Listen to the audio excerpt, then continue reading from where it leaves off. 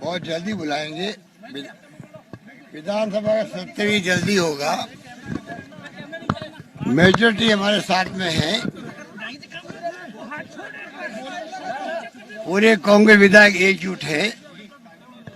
और जो कोर्ट में जो लोग गए हैं, जिन्होंने गलती की है, जो भटक गए हैं, वो लोग कोर्ट में गए। सिर्फ एक पॉइंट है कि स्पीकर साहब उनको जो नोटिस दिया है, वो नोटिस जो है वो सही दिया नहीं दिया। उसका एंटी डिफेक्शन बिल से कोई संबंध नहीं है, एंटी डिफेक्शन एक्ट से कोई संबंध नहीं है। समझ सिर्फ इतना है कि एक मीटिंग हमने की सीएम हाउस के अंदर, एक मीटिंग की थी हम लोगों ने होटल के अंदर विधायक दल की। वो मीटिंग इसलिए की थी, जो लोग चले गए थे वो वापस आ जाए, वो आए नहीं थे। उसके लिए हमारे चीफ विप ने पेटिशन दायर करी स्पीकर के पास में कि इनकी मंशा अलग होने की है। उसके लिए सुप्रीम कोर्ट के फैसले आए हुए हैं कि जब मंशा मालूम पड़ जाए कि विधायक पार्टी हटके जाना चाहता है, वॉलंटियर जाना चाहता है, उसके लिए स्पीकर नोटिस देके बातचीत करके उनके साथ में बयान लेके फैसला कर सकता है। ये सिर्फ वो पॉइंट है जिसके ऊपर ये बहस चल रही है। और स्टेट हाई कोर्ट में भी, डबल बेंच में भी और सुप्रीम कोर्ट के अंदर भी ये सारे फैसले वो आ रहे हैं। एंटी डिफेक्शन एक्ट से इसका कोई संबंध नहीं है। और हमारे पास पूरी मेजोरिटी भी है, हम एकजुट हैं, तभी यहाँ बैठे हुए हैं। तो कब बुला रहे हैं सर? 17 और बहुत जल्दी बुला लेंगे और उसी रूप में हम आगे बढ़ेंगे। हम उम्मीद है कि जो लोगों को बंधक बना रखा है, बंधक बाउंसर लगा रखे हैं, उनके फ़ोन आ रहे हैं कि भाई हमें किसी ढंग से कैसे हम बाहर निकल नहीं पा रहे हैं। मुझे उम्मीद है कि उनमें से कई लोग जब ये आएंगे तो वो हमारे साथ वोट करेंगे। और हमारे उसके अलावा भी हमारे पास पूरी मेजोरिटी है, पूरी मेजोरिटी सब तरह से, सिर्फ और उसी मेजोरिटी के आधार पर हम हाउस में जाएंगे, बहुमत साबित करके दिखाएंगे। सर ये कहा जा रहा है कि मंडे के मरीजों पे ईडी की कार्रवाई हो रही है, सीबीआई की। देखो, ईडी की कार्रवाई हो, इनकम टैक्स की हो, सीबीआई को हो, 6 साल लगातार मैं खुद बोल रहा हूँ, पूरा देश बोल रहा है कि जिस प्रकार से कार्रवाई शुरू हुई मोदी जी के राज के अंदर, अमित शाह जी के इशारे पर सीबीआई, ईडी, सबको मालूम है किस रूप में काम कर रही है। तो ये कोई नई बात नहीं है। छापे पड़ने पहले ज़माना था जब छापे पड़ते थे तो छापा पड़ने के बाद में मालूम पड़ता था अमुक के घर छापा पड़ गया है। अब ऐसी स्थिति 3-4 दिन पहले ही खबर लग जाती है शहरों के अंदर कि छापे पड़ने वाले हैं, और उसी रूप में छापे पड़ रहे हैं। इन छापों से ना हम घबराने वाले हैं, ना हमारा मिशन जो है वो रुकने वाला है। हम बीजेपी की जो नीति हैं, उसके कार्यक्रम, उसके सिद्धांत जो देश को बर्बाद करने वाले हैं, फासिस्टी लोग हैं, लोकतंत्र की हत्या कर रहे हैं, इसका मुकाबला करने का दमखम आज भी तो कांग्रेस के अंदर है।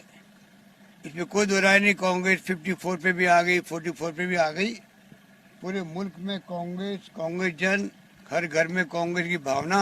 बल्कि कहना चाहिए कि जो लोग समझदार हैं, चाहे वो बीजेपी के हों चाहे किसी पार्टी के हों, वो भी जानते हैं कि कांग्रेस एक मजबूत दल के रूप में रहनी चाहिए। सरकारें आती है जाती रहेगी, तो कांग्रेस की मजबूती देश की मजबूती है। ये सोच के हम लोग राजनीति कर रहे हैं और उसी रूप में एकजुटता से कांग्रेस आगे बढ़ेगी। राहुल गांधी जी के जो इंटरेक्शन हो रहे हैं देश और विदेश के अंदर, विषयवार हो रहे हैं, हर विषय पे हो रहे हैं, देश सुन रहा है, उनको भी सुन रहा है, वो क्या सोचते हैं, क्या करते हैं, क्या उनकी खुद की सोच है। अब मोदी जी अच्छे वक्ता हैं, एक सीमा तक आप जनता को प्रभावित कर सकते हो, चाहे ताली बर्बादी हो, थाली बर्बादी हो, बैंड बर्बादी हो, मोमबत्ती लगवा दी हो, एक हद तक सब ठीक है। अल्टीमेटली मुल्क समझता है कोरोना है, कोरोना महामारी है, महामारी और भयंकर महामारी है, खतरनाक महामारी है। उसके अंदर जो केंद्र राज्य सरकारों को मिलके इसका मुकाबला करना चाहिए था, किया भी है, आगे भी करना चाहिए। उससे हटकर आप लोगों ने सरकार भंग कर दी, टॉपल कर दी मध्य प्रदेश की। उसके पहले हो चुकी थी कर्नाटका की। कोरोना के चलते हुए हम तो पूरी तरह ताकत लगाए हुए थे, 24 घंटे, आप सबको मालूम है, पूरे प्रदेशवासी साथ थे, सबको मैंने साथ लिया, विपक्षी पार्टियों को साथ लिया। 21 घंटे मैंने वीसी करी विधायकों के साथ में, तमाम बीजेपी के विधायक थे, एमपी थे, सबने मिलकर हमने माहौल बनाया। धर्मगुरुओं से बातचीत करी, डॉक्टरों से बातचीत करी, एक्टिविस्ट से बात करी। राजस्थान का माहौल पूरे देश में अपना चर्चा विषय रहा, वो मुकाबला हम कर रहे थे, आज भी हम कर रहे हैं। उसके बीच में आप सरकार को टॉपल करने के लिए हमारे कुछ साथियों को गुमराह करके ले जाओ और हॉर्स ट्रेडिंग के माध्यम से आप सरकार को टॉपल कर दो। जब लोगों के जीवन बचाने का संकट हो, जिंदगी जारी हो, लोग मर रहे हैं, 500 लोग यह भी मर चुके हैं, हजारों मर रहे हैं देश के अंदर, उसके अंदर आप राजनीति करो, सरकार बदलो, टॉपल करो, जनता इनको माफ नहीं करेगी, ना देश की ना प्रदेश की। ये मैं कह सकता पीएम को चिट्ठी लिखी आपने, पीएम को चिट्ठी लिखी आपने, कल आपने चिट्ठी लिखी है, जो चिट्ठी लिखी केंद्रीय मंत्री का नाम लेके। प्रधानमंत्री जी को चिट्ठी मैंने लिखी है। मैंने कहा कि डेमोक्रेसी है, संघीय ढांचा है। प्रधानमंत्री जी कल ये नहीं कह, मुझे जानकारी नहीं थी या मुझे अधूरी जानकारी दी गई मेरे लोगों द्वारा। कल कभी मैं उनसे मिलूं तो मुझे ये नहीं कहे कि भाई ये बात मुझे मालूम नहीं थी। तो मैंने कहा कम से कम मैं लिख के भेजूं, मैंने टैग भी किया उनको। कल वो ये नहीं कहेंगे साहब मुझे जानकारी मेरी पार्टी दी नहीं थी इसलिए ये सब कुछ हो गया।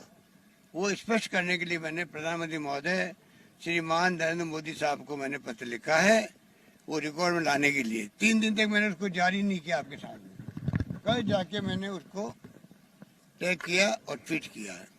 मैं समझता हूँ अब भी प्रधानमंत्री जी और उनके साथी लोग अब तो पकड़े गए हैं।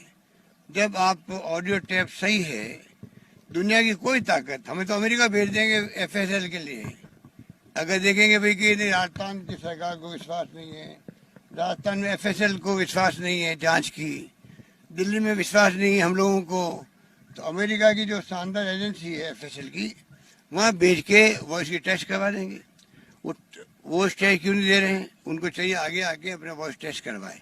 वैसे तो जो केंद्रीय मंत्री है, एमएलएमपी है, उनकी वॉइस टेस्ट होती है।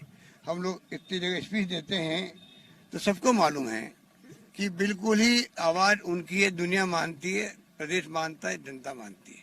फिर भी बचाव करने के लिए आदमी पहला यही रिएक्शन देता है, मेरी आवाज़ नहीं थी, मेरी आवाज़ नहीं थी। और धमकियाँ भी दे रहे हैं, लोगों को धमकियाँ दे रहे हैं, मैं देख रहा हूँ। कोई चलने वाला नहीं है, सत्य की जीत होगी, सत्यमेव जयते, सत्यमेव जयते, सत्यमेव जयते। लोगों में कॉन्स्टिट्यूशनल बॉडीज के अंदर टकराव की मैंने कहा आप वो सिर्फ पॉइंट है कि विधानसभा के अध्यक्ष महोदय ने जो जारी किया नोटिस, वो नोटिस दे सकते हैं क्या? वो इस पे वो बहस हो रही पूरी। एंटी डिफेक्शन बिल एक्ट दूसरा बना हुआ है, विधानसभा चलेगी, जल्दी हम बुलाएंगे उनको। उसमें हम कोरोना की बात भी करेंगे, पॉलिटिकल बात भी करेंगे, सब बातें करेंगे।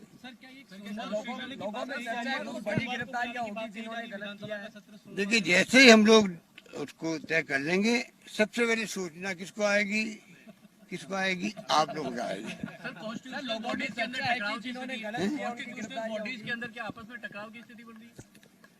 इससे बचना चाहिए। हम तो जुडिशरी का सबसे ज्यादा सम्मान करने वाले लोगों हम लोग हैं। हम कभी जुडिशरी में इंटरवेन नहीं करते हैं, हस्तक्षेप नहीं करते, ना हम लोग कभी सोचते हैं किसी को करना चाहिए। एक जुडिशरी ऐसी है जहाँ पर एक गरीब आदमी भी, अमीर आदमी भी, कोई व्यक्ति जाके न्याय प्राप्त कर सकता है। जब जुडिशरी में विश्वास खत्म हो जाएगा तो फिर देश कैसे बचेगा? क्योंकि आप देख रहे हो कि चाहे वो कार्यपालिका हो, की शिकायत आती है, आप देखते हैं विधायिका हो, वहाँ कई बिल पास होते हैं रुक जाते हैं जुडिशरी के अंदर। चौथा स्तंभ आप खड़े हो, चौथे स्तंभ पे हमारा बहुत यकीन है, विश्वास है, बचपन से ही है। और मैं दावे के साथ कह सकता हूँ कि मैं आज तक पहुँचा हूँ यहाँ पर, तो पूरी मीडिया ने मेरा साथ दिया आज तक, और सच्चाई का साथ दिया। मेरा साथ दिया मतलब मैं सच्चाई पे ही चला हूँ, लाइफ के अंदर सच्चाई पे चलना चाहता हूँ आगे भी। मीडिया से मेरी कोई शिकायत नहीं है, पर हाँ, आज मीडिया गोदी मीडिया बन गया है। आज मीडिया दबाव के अंदर है। आज मीडिया कोरोना के बाद में और संकट में आ गया है। जो राज्यों में है वो तो ज़्यादा संकट में आ गया है, क्योंकि तनख्वाह देने भी ताले पड़ रहे हैं उनको, खुद को, अपने संवाददाताओं को, स्टाफ निकाला जा रहा है। मुझे बहुत दुख हो रहा है ऐसे वक्त में कि आप लोगों की कितनी तनख्वाहें होती होगी, किस प्रकार कठिन समय में काम करते हो, तनख्वाहें कम हो रही है, निकाल रहे हैं लोगों को, फिर वो बोल नहीं पा रहे क्योंकि स्वाभिमानी लोग हैं वो लोग। ये सब बातें मेरे ध्यान में है। देश में मीडिया को हिम्मत करनी चाहिए, आगे आना चाहिए, सच्चाई का साथ देना चाहिए। सच्चाई का साथ देंगे तो मैं समझता हूँ डेमोक्रेसी बढ़ जाएगी देश के अंदर, वरना तो धर्म के नाम पर, जाति के नाम पे अगर ये फैसले होते गए एक तरफा देश के अंदर, जो अभी 6 साल में हो रहे हैं, पता नहीं मुल्क को किस दिशा में ले जाएंगे, कहाँ ले जाएंगे। सर एक सवाल, अगर आप कुछ बड़ी गिरफ्तारियां होगी जिन्होंने गलत किया है, तो क्या आप अपना लेंगे? बड़ी गिरफ्तारियां होगी जिन्होंने गलत किया है, बड़ी गिरफ्तारियां हो सकती है कुछ लोगों की जिन्होंने गलत किया है। मैं कौन होता हूँ भैया इसके जवाब देने वाला? कानून अपना काम करता है। Thank you.